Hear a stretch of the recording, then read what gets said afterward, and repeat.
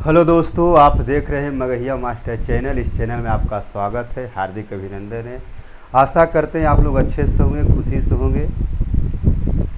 तो चलिए, आज हम बात करने वाले हैं क्रैश कोर्स के बारे में। जो आप लोग को हम कल बताए थे कि हम आज से क्रैश कोर्स चालू करेंगे। तो क्रैश कोर्स में हम सबसे पहले ऐसा चैप्टर एसएसटी का उठाया हूँ, सामाजिक विज्ञान का, जिस पर बच्चा बहुत कम ध्यान देता है। अगर हमको परसेंटेज उठाना है, अगर एग्ज़ाम में हमको ज़्यादा से ज़्यादा नंबर लाना है तो हर सब्जेक्ट आपको पढ़ना पड़ेगा। अगर हम मैथ में तेज़ है, साइंस में तेज़ हैं और एसएसटी संस्कृत हिंदी के बारे में कुछ नहीं जान रहे हैं तो आपका नंबर नहीं उठेगा। कितनों बना लीजिए, 100 में 100 भी बना लीजिएगा मैथ साइंस, तो आपको फर्स्ट डिवीज़न भी आने वाला नहीं है। तो हम यही चैप्टर शुरू करना चाह रहा हूँ, अर्थव्यवस्था। अर्थशास्त्र से रिलेटिव है, जिसको हम लोग इकोनॉमिक्स जानते हैं। तो अर्थव्यवस्था किसे कहते हैं, अर्थव्यवस्था के बारे में जानेंगे। सबसे पहले चैप्टर के नाम जान लेते हैं, अर्थव्यवस्था एवं इसके विकास का इतिहास। ये वर्ग 10 का है, मैट्रिक का, जिसको हम लोग बोलते रहे हैं, बिहार बोर्ड का है ना। हालांकि हर बोर्ड में काम करेगा, लेकिन अभी बिहार का सिलेबस है तो बिहार के लेकर के चलते हैं। पढ़ने का तो हर चीज़ में, इसको तो हम एसएससी, रेलवे और हर चीज़ में हम देखते हैं। तो सबसे पहले हम अर्थव्यवस्था के बारे में जानेंगे। अर्थव्यवस्था है क्या, अर्थव्यवस्था कहते किसे हैं, अर्थव्यवस्था का परिभाषा दीजिए। तो आप दीजिएगा किस तरह से। तो चलिए यहाँ देखते हैं। अर्थव्यवस्था, अर्थव्यवस्था एक ऐसा तंत्र है, एक ऐसा तंत्र है या ढांचा है जिसके अंतर्गत विभिन्न प्रकार की आर्थिक क्रियाएं संपादित की जाती है। यह अर्थव्यवस्था समाज की सभी आर्थिक क्रियाओं का योग है। जैसे, फिर से एक बार बोल देता हूँ, आप लोग उसको कॉपी कलम लेकर के नोट्स बनाइएगा, है ना। अर्थव्यवस्था एक ऐसा तंत्र या ढांचा है जिसके अंतर्गत विभिन्न प्रकार की आर्थिक क्रियाएं संपादित की जाती है। यह अर्थव्यवस्था समाज की सभी आर्थिक क्रियाओं का योग है। जैसे, अगर दो तरह से शॉर्टकट में परिभाषा दीजिएगा, ये ब्राउन का दिया हुआ परिभाषा है। किसका? एक अर्थशास्त्री था ब्राउन आपको पढ़िएगा तो उसमें बहुत सारा अर्थशास्त्री के बारे में बताया गया है। तो हर अर्थशास्त्री का अलग अलग डिफिनेशन है, अलग अलग परिभाषा है। हम छोटा सा परिभाषा लिए, हम लोग पढ़ना ज़्यादा ज़रूरी ये है। लेकिन कोई पूछता है, ये सब एग्जाम में पूछता नहीं कि ये वैज्ञानिक के अनुसार, ये ब्राउन के अनुसार यहाँ से परिभाषा या शॉर्टकट में है ना, संक्षेप में। अर्थव्यवस्था समाज की सभी आर्थिक क्रियाओं का योग है। मतलब कहने का मतलब जैसे कि कृषि, उद्योग, व्यापार, बैंकिंग, बीमा, परिवहन, संचार आदि, मतलब इतना ये सब का योग है। मतलब इनका कहना है कि अर्थव्यवस्था समाज की सभी आर्थिक क्रियाओं का योग है। आर्थिक क्रिया, जिससे कि हम लोग आपको पढ़ा रहे हैं। हम आपको किस लिए पढ़ा रहे हैं पहले बताइए। तो हम इसलिए आपको पढ़ा रहे हैं कि जिससे हमको आर्थिक व्यवस्था हमारा सही रहे, हमारा घर का आर्थिक स्थिति सही रहे, जिससे हम पढ़ा रहे हैं। तो आप इसके बदले में आप हमको पैसा दीजिएगा, तो पैसा दीजिएगा तो ये पैसा से हम क्या करेंगे, पैसा से हम अपना आर्थिक व्यवस्था देखेंगे, आर्थिक स्थिति देखेंगे। अगर पैसा ज़्यादा है तो उसका आर्थिक स्थिति अच्छा है। अगर पैसा उसको पास बहुत कम है, नहीं के बराबर है, तो उसका आर्थिक स्थिति बहुत ख़राब है। जिससे कि हम लोग भारत में जानते हैं, बिहार हो, उड़ीसा हो, मध्य प्रदेश है, ये तीनों को बीमारू राज्य क्यों कहा जाता है? क्योंकि ये तीनों भारत के गरीब राज्यों में आता है। ये तीनों की इसीलिए गरीब राज्यों में रखा है, इसे बीमारू राज्य बोला जाता है। इसके अर्थव्यवस्था बहुत कम, अब तो धीरे धीरे डेवलप कर रहा है, धीरे धीरे विकास कर रहा है। लेकिन इसको जब एनसीईआरटी में ये सब छापा गया था तो बीमारू राज्य का दर्जा दिया गया है कि बिहार, उड़ीसा और मध्य प्रदेश ये तीनों बीमारू राज्य हैं, क्योंकि इसकी आर्थिक व्यवस्था सही नहीं है ना। इसलिए यहाँ के सड़कें, यहाँ के रहन सहन, यहाँ के मतलब कि उद्योग, व्यापार सब मतलब कि बहुत बता नहीं सकते, इतना इसका स्थिति खराब है ना। तो सबसे पहले हम जानते हैं, जैसे में कृषि। तो कृषि जान रहे हैं ना, कृषि हम लोग कृषि को प्रथम दर्जा दिया गया, प्राथमिक क्षेत्र के अंतर्गत रखा गया है ना। तो कृषि जो है, हम जैसे खेती करते हैं, जिससे हम लोग अनाज उत्पादन करते हैं। कृषि से उद्योग है, तो उद्योग से हम लोग बड़े बड़े कल कारखाने फैक्ट्री है ना, जिससे हम बहुत सारे सामान का उत्पादन करते हैं, है ना। व्यापार, जिससे हम लोग व्यापार के रूप में सामान देते हैं, लेते हैं, जिसे करते हैं ना। बैंकिंग जो हम लोग को बैंक सेवा दे रहा है, हमारा पैसा वो रख करके हमें सेवा दे रहा, प्लस इंटरेस्ट भी दे रहा है ना हम, क्योंकि इसमें फ़ायदा भी है। बीमा जिसे हम लोग LIC कराते हैं, म्यूचुअल फंड कराते हैं, बहुत सारे ऐसा बीमा है, स्वास्थ्य बीमा है, बहुत तरह के बीमा है। परिवहन जिससे कि हम लोग बस यात्रा, ट्रेन यात्रा, हवाई जहाज़ यात्रा, ये सब क्या हम लोग को सेवा दे रहा है। तो ये सब क्या है, परिवहन एक आर्थिक व्यवस्था है ना। संचार क्या है, जिससे कि अभी तो जान रहे कि हम लोग अभी वीडियो कॉलिंग करते हैं ना। वीडियो कॉलिंग में क्या देखते हैं कि अरे क्या पका है, क्या खाना है, क्या पहना है, कैसा कलर के पहना है, सब चीज़ दिखाते हैं ना। फलनमा ही कल शादी था, ऐसा खाना व्यवस्था था, वीडियो कॉलिंग करके दिखाए थे। उसका दादी डेट कर गया था, 4-5 किस्म का मिठाई था, ये सब हम लोग दिखाते हैं ना, वीडियो कॉलिंग करके, है ना। लेकिन उस समय संचार का व्यवस्था ऐसा था, जिस समय ये सब शुरू हुआ था, कि मतलब कि आज से 20 साल पहले ले लीजिए, 15-20 साल पहले, तो चिट्ठी जो जानते हैं, चिट्ठी आता था कुरियर द्वारा, जिसे पोस्टमैन द्वारा भी आता है, आधार कार्ड, पैन कार्ड, ये सब लाइसेंस वगैरह भी आता है। अब तो ऑनलाइन निकलता है, लेकिन कुछ ऐसा अभी है जिसको हम लोग पोस्टमैन के द्वारा ही आता है ना। तो अभी संचार मोबाइल से, टेलीफोन से जुड़ गया है। पहले संचार था पोस्टमैन से, आज चिट्ठी लिखिएगा, 15 से 20 दिन में उसका घर पहुंचेगा, वो पढ़ेगा, तो फिर उधर से लिखेगा, वो जवाब वहाँ से भेजेगा, तो उसका जवाब लिखेगा, है ना। आप लोग, जैसे कि आप लोग कमाने गए तो वहाँ लिखते होंगे कि हम यहाँ बिल्कुल ठीक है, आप लोग कैसे हैं, मतलब ये सब लिखा, फिर इधर से जवाब गया, हम लोग भी बिल्कुल ठीक हैं, है ना। तो इधर से अगल बगल जो हुआ है लिख ला के भेजते कि फलानमा के दादी डेट कर गया था, तो ऐसा उस हमको न्योता निमंत्रण नहीं मिला, है ना, ये सब देता है ना। तो ये संचार है आदि। ये न केवल वस्तुएं एवं सेवाओं को संपादित करती है, बल्कि रोजगार के भी अवसर प्रदान करती है। मतलब कि ये कहने का मतलब है, ये वस्तुएं एवं सेवाओं को संपादित करती है, बल्कि रोजगार के भी अवसर प्रदान करती है। मतलब ये सब कृषि में हमको रोजगार मिलता है, जैसे मजदूर लोग को धान काटना है, गेहूँ काटना है ना, मंजना है, ये सब क्या है, उसको रोजगार मिल रहा है। उद्योग में हम लोग दिल्ली जाते हैं, बम्बे जाते हैं, क्या करते हैं, कंपनी में खटते हैं, व्यापार में, बैंकिंग में हम लोग नौकरी लगता है, बैंकिंग में, इस सब में, परिवहन में, सब चीज़ में आपको नौकरी मिल रहा है। संचार में पोस्ट में नौकरी कर रहा है, उसके अंदर डाकखाना बहुत सारे है, बीमा कंपनी में फाइनेंसर आपको आता है, LIC कहेगा कि LIC करा लीजिए, LIC करा लीजिए, आपको 20 साल वेतना निकलेगा। आज 1 लाख रखिएगा, मतलब कि 10 साल जमा कीजिए 1,000 के महीना, तो आपको 20 लाख 30 लाख मिलेगा, प्लस बोनस बता देगा। लेकिन 1 घंटा उसके साथ रह जाइएगा, LIC एजेंट के साथ अगर 1 घंटा बैठ जाइएगा, तो आपको वो प्रूफ कर देगा कि जीने से ज़्यादा फ़ायदा मरने में है। क्योंकि LIC का मतलब है क्या, LIC का मतलब क्या है, भारतीय जीवन बीमा निगम जो होता है वो क्या है, ज़्यादा मरने का फ़ायदा देता है। तो स्वास्थ्य बीमा नहीं करेगा, वो मृत्यु बीमा करेगा। वो जान रहा है कि 100 में 1 पीस मरता है, बाकी के तो पैसा वाला पी लेगा। क्योंकि अगर पढ़े लिखे इंसान है तो ये सब कभी कराता नहीं जल्दी है, ये सब दर देहात में चलता है जहाँ शिक्षित कम है।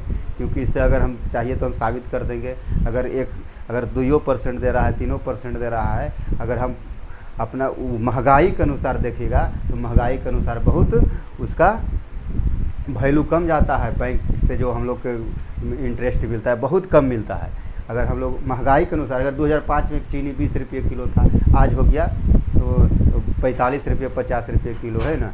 कहिएगा सिलेंडर 10 साल पहले 400 में मिलता था, अभी सिलेंडर कितना मिल रहा है, गैस सिलेंडर अभी मिल रहा है 1200-1300 मिल रहा है। अब बताइए, वो अनुसार अगर हम शादी किसी बेटा बेटी करते थे तो 50,000 में से ही कूलर, पंखा, टीवी, बाजा सब दे देते, अलंग पलंग सब हो जाता था। अभी 5 से 10 लाख भी लगाएगा तो पूरा नहीं होगा। और वही समय वही पैसा रख के दीजिएगा तो उतना शुद्ध ही मिलेगा।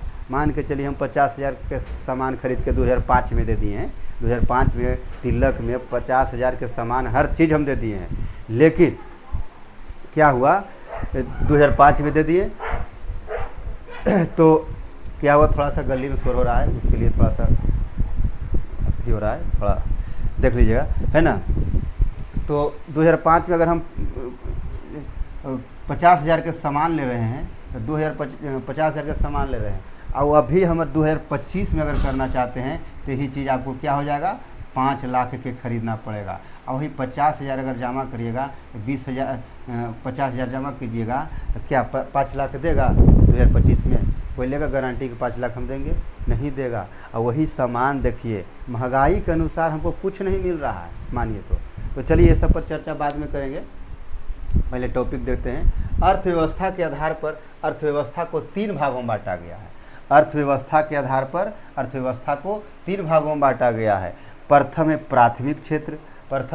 प्राथमिक क्षेत्र, दूसरा है द्वितीयक क्षेत्र, तीसरा है तृतीयक क्षेत्र। अब प्राथमिक क्षेत्र, कृषि को प्राथमिक क्षेत्र कहा गया है, कृषि को प्राथमिक क्षेत्र कहा गया, और द्वितीयक क्षेत्र को उद्योग क्षेत्र कहा गया। उद्योग क्षेत्र को ही द्वितीयक क्षेत्र कहते हैं, और तृतीयक क्षेत्र को सेवा क्षेत्र भी कहा गया है। तृतीयक क्षेत्र को क्या कहा गया है? सेवा क्षेत्र भी कहा गया है। अगर आप कॉपी कलम लिए होंगे तो आप लिख लीजिए, कृषि क्षेत्र किसे कहते हैं? प्राथमिक क्षेत्र को। या प्राथमिक क्षेत्र किसे कहते हैं? कृषि क्षेत्र को। द्वितीयक क्षेत्र किसे कहते हैं? उद्योग को। या उद्योग क्षेत्र किसे कहते हैं? द्वितीयक क्षेत्र को। तृतीयक क्षेत्र किसे कहते हैं? सेवा क्षेत्र को। या सेवा क्षेत्र किसे कहते हैं? तृतीयक क्षेत्र को, है ना।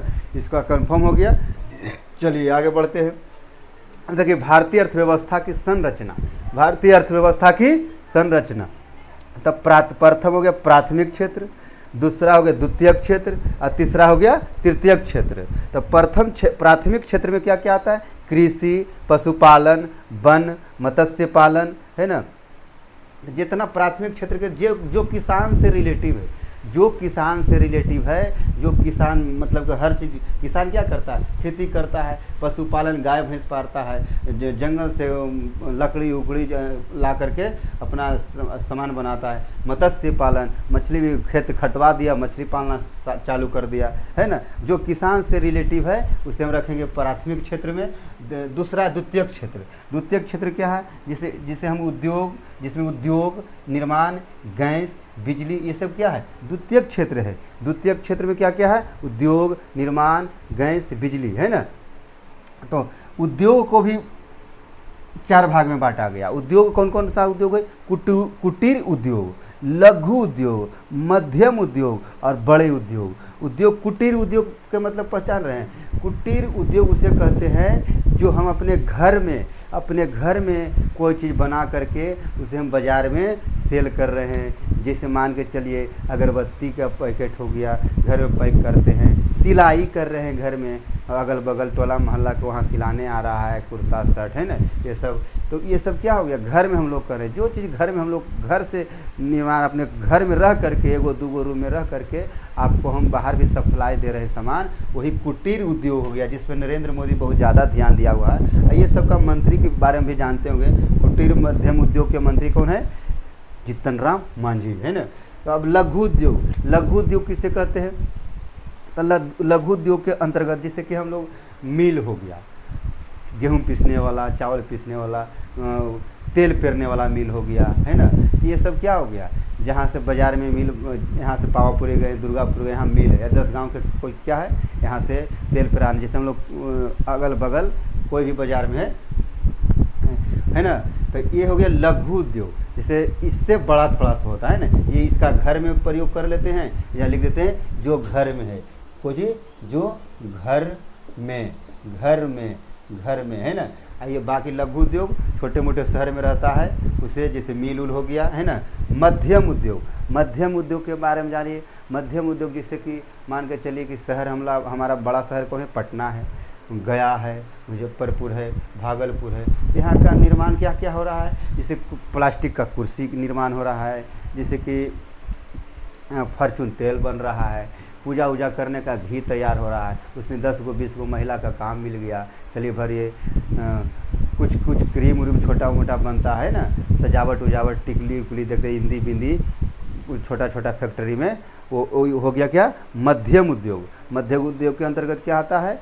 जैसे कि अभी बता दिए, छोटा छोटा कंपनी के रूप में रहता है ना। जैसे बॉल उल बनता है, एलईडी उलईडी अगल बगल देखे होंगे कहीं कहीं कंपनी खुला होगा एलईडी बॉल उल का, वो सब मध्यम उद्योग के अंतर आ गया। यही सब पर नरेंद्र मोदी भी ज़्यादा फोकस कर रहा है। बड़े उद्योग के अंतर्गत क्या क्या आता है? बड़े, जैसे कि मान के चले कि अभी पल्सर आ रहा है बन के, अपाची आ रहा है, मारुति आ रहा है, बोलेरो आ रहा है, स्कॉर्पियो आ रहा है, ये सब क्या आ रहा है? बड़ा कंपनी से आ रहा है। जैसे कि टाटा हो गया, रिलायंस हो गया, है ना, ये सब बड़े बड़े कंपनी क्या है, बजाज हो गया, हीरो हो गया, होंडा हो गया, ये सब बड़ा कंपनी है, टीवीएस हो गया, ये सब बड़े बड़े स्तर के उद्योग हैं ना। बड़े स्तर के उद्योग कौन कौन हो गए जान गए? क्योंकि ये सब बड़े बड़े शहर में, दिल्ली उल्ली में, गुड़गांव में ज़्यादा ये सब देखने को मिलता है, चेन्नई बेंगलोर में, है ना। अब देखिए तृतीय क्षेत्र में क्या क्या आता है? तृतीय क्षेत्र में बैंक, परिवहन, संचार, व्यापार और अन्य सेवाएं आता है। बैंक के मतलब जैसे कि हम लोग आज हम पैसा कमा रहे हैं, पैसा ज़्यादा होता है तो क्या रखते हैं? पैसा हम लोग बैंक में रखते हैं। बैंक में क्यों रखते हैं?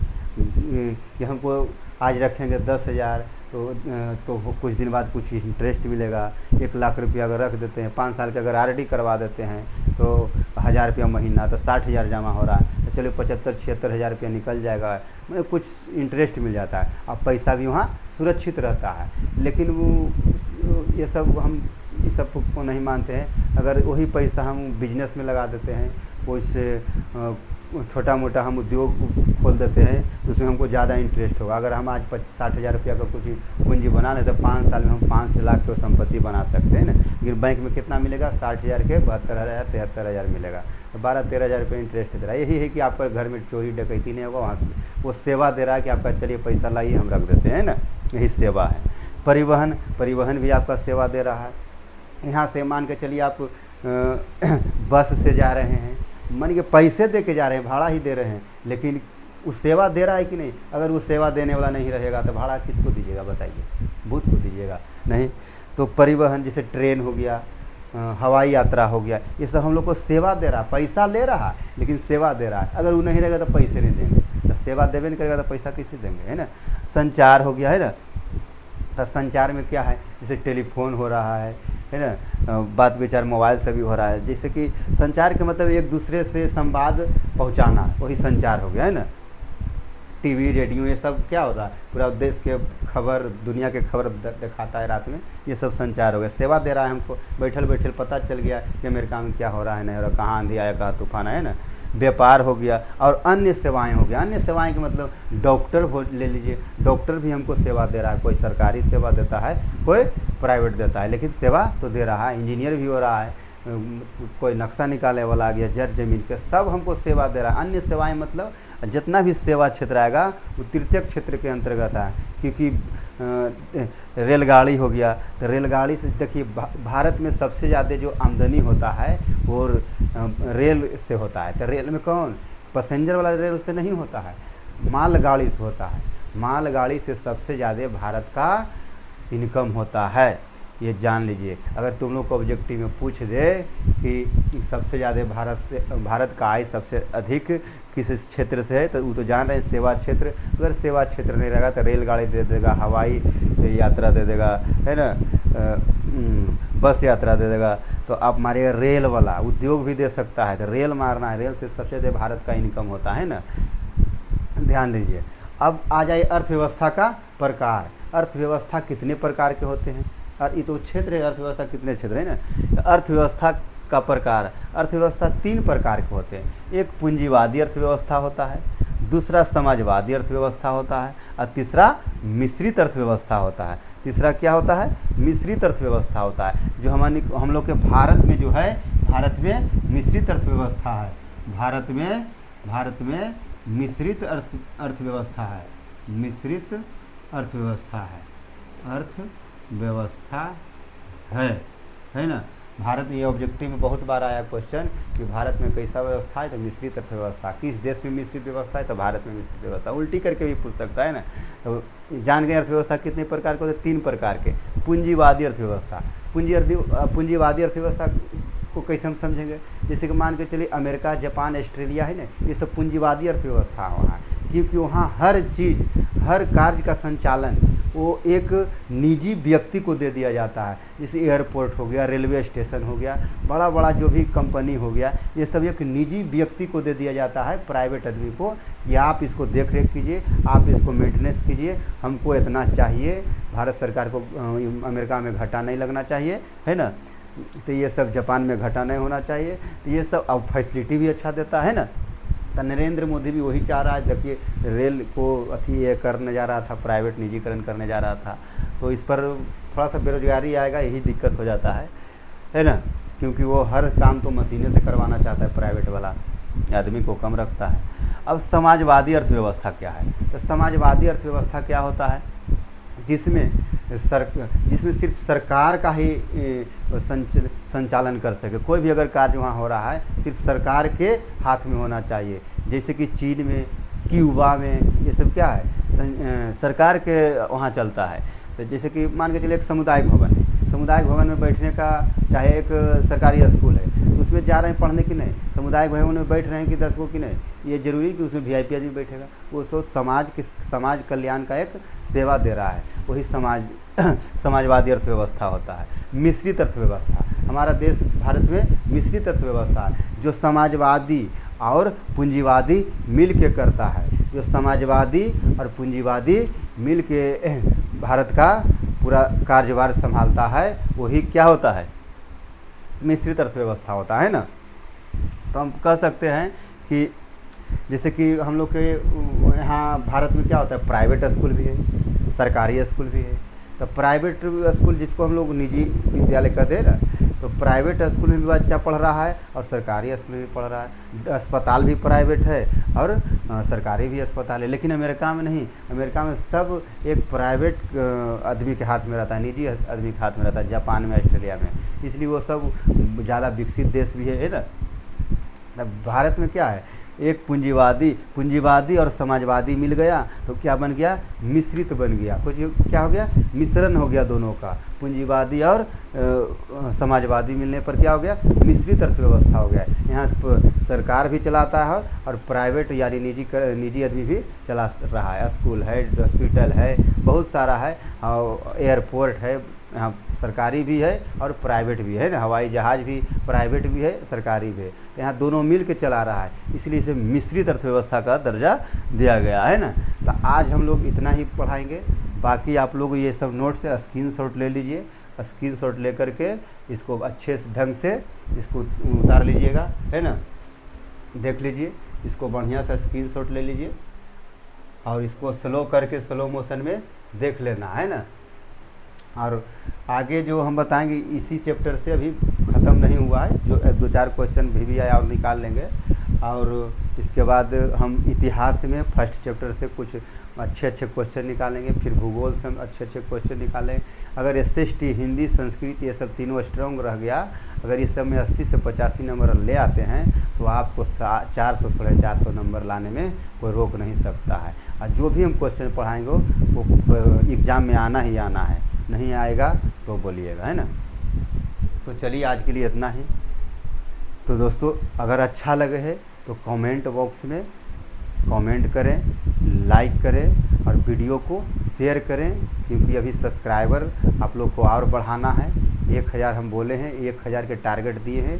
जिस दिन आप लोग 1000 कीजिएगा उस दिन हम डिजिटल बोर्ड का हम यहाँ कोचिंग में आगमन हो जाएगा और आपको डिजिटल बोर्ड पर पढ़ाया जाएगा, है ना। तो आप कम से कम सब्सक्राइब अगल बगल भी करवाइए। और कहीं संस्था में जाते हैं, कोचिंग संस्था में, विद्यालय में, तो वहाँ से बच्चों को कराइए। मगहिया मास्टर चैनल @मगहिया मास्टर चैनल को सब्सक्राइब करवाना है ना। तो अच्छा लगे दोस्तों तो इसको सब्सक्राइब ज़रूर कर लें और अगल बगल भी शेयर करें। चलिए बहुत बहुत धन्यवाद। ठीक।